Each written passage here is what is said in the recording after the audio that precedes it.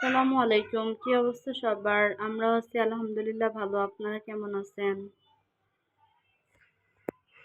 তো আজ দুপুরবেলা রান্নার প্রস্তুতি নিতে যাচ্ছিলাম।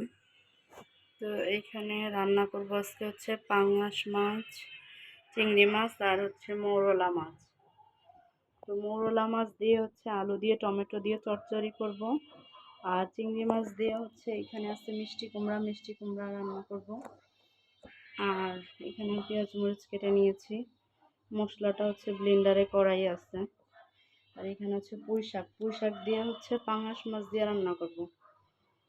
তো আর এইখানে আলু কেটে নিয়েছি। এগুলো আমার বাচ্চাদের জন্য ফ্রেঞ্চ ফ্রাই করব। এই জন্য প্রতিদিনই এই রেসিপিটা করা হয় ওদের সকাল বিকালের নাস্তা হিসাবে।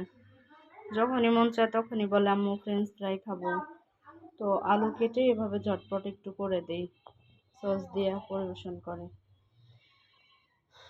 তো এই আমার দুপুরের রান্নার প্রস্তুতি।